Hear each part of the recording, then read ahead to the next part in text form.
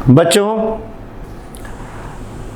व्यावसायिक अध्ययन के अंतर्गत आज हम एक नया चैप्टर लेकर के आपके सामने प्रस्तुत हुए हैं।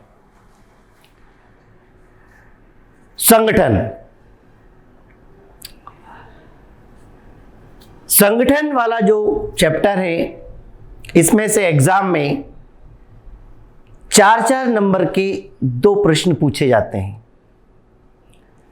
8 नंबर का ये चैप्टर है। संगठन किसे कहते हैं?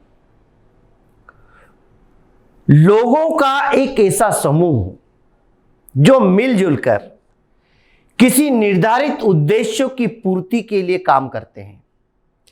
ऐसा जो समूह होता है वो संगठन कहलाता है, ऑर्गेनाइजेशन कहलाता है। लोग कहीं पर भी मिलजुल कर खड़े हो सकते हैं।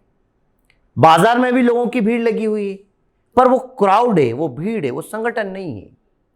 संगठन मतलब किसी भी संस्था के अंतर्गत लोग मिलजुल कर जो काम कर रहे होते हैं और उनका उद्देश्य एक ही होता है, अपने लक्ष्य की प्राप्त करना।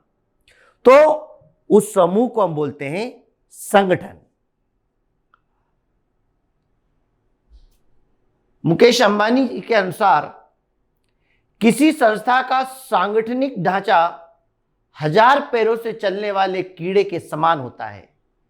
जैसे 1 या 2 पैरों के टूट जाने का कोई महत्व नहीं होता, वह फिर भी चलता रहेगा। अर्थात संगठन में ही शक्ति होती है। कई लोग मिलकर के जब काम करते हैं और उससे मजबूती आती है, संगठन में ही शक्ति है, स्ट्रांग बनता है हमारा ऑर्गेनाइजेशन। और अगर उसमें से कुछ चले भी जाते हैं तो उसका इतना फर्क नहीं पड़ता है। तो संगठन का यहां पे अर्थ देखें कि संगठन का अंग्रेजी पर्यायवाची शब्द ऑर्गेनाइजेशन है। ऑर्गेनाइजेशन शब्द की उत्पत्ति ऑर्गेनिज्म से हुई है, जिसका अभिप्राय उस संरचना से है जो विभिन्न भागों में विभक्त हो तथा जिसे एक समन्वित और सामंजस्यपूर्ण इकाइयों में जोड़ना आवश्यक हो।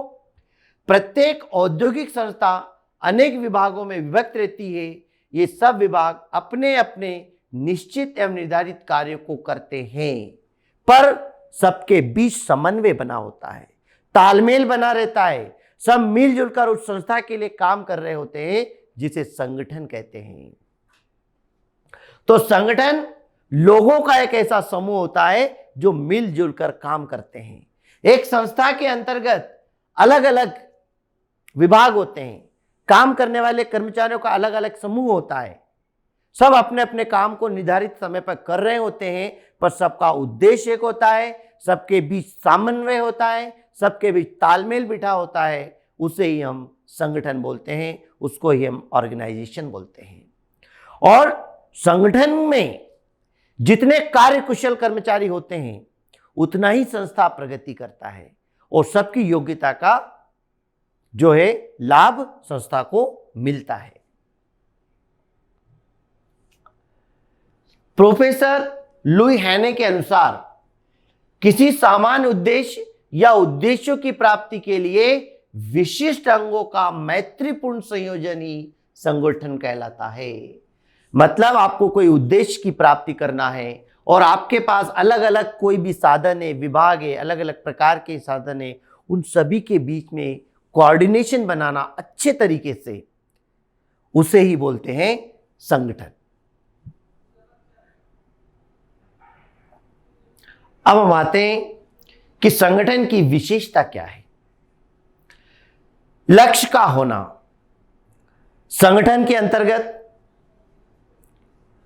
हर स्तर पर अलग प्रकार के काम के लिए अलग अलग कर्मचारी कार्यरत रहते हैं और सभी का लक्ष्य संस्था की उद्देश्यों की प्राप्ति करना होता है। तो संगठन का पहला उद्देश्य लक्ष्य का होना, कि हम मिलजुल कर काम तो कर रहे हैं, पर हमारा काम क्या है और अंतिम हमारा बिंदु क्या है, हम क्या चाहते हैं। जैसे कोई संगठन ने मिलजुल कर एक लक्ष्य दे दिया कि इस बार इतनी वस्तुओं का उत्पादन करना है, तो वो जो लक्ष्य दिया गया है वो संगठन उस लक्ष्य के आधार पर काम करता है।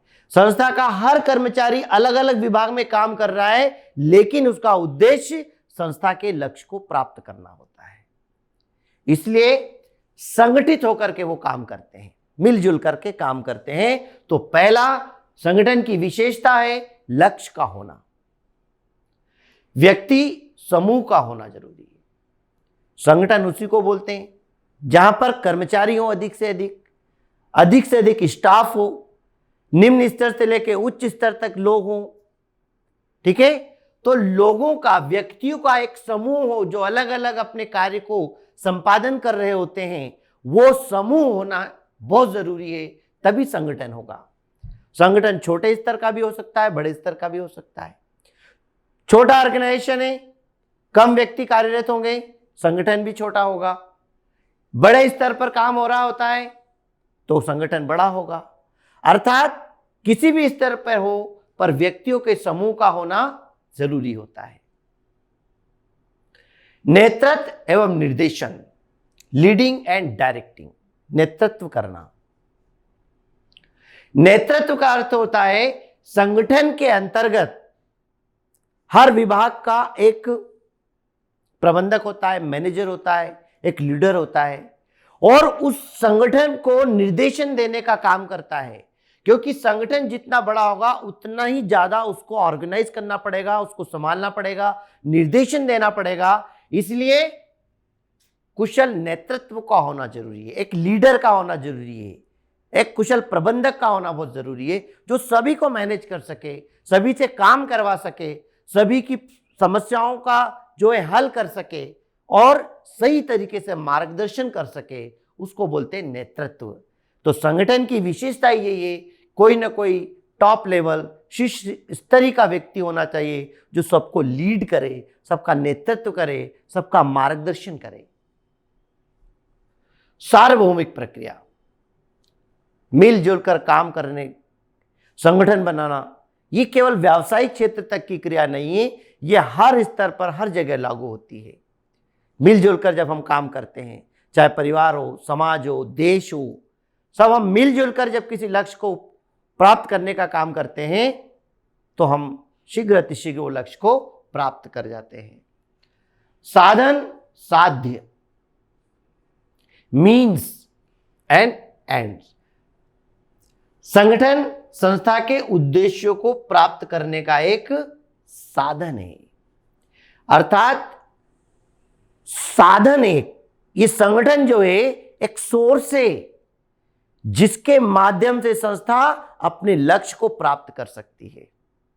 तो यह संगठन की विशेषता है कि संगठन जितना मजबूत होगा, संस्था उतना ही अच्छे तरीके से अपने कार्य को करेगी और उसका प्रदर्शन अच्छे से होगा, और संस्था के हर कर्मचारी का, संगठन के हर सदस्य का विकास इसी पर निर्भर है।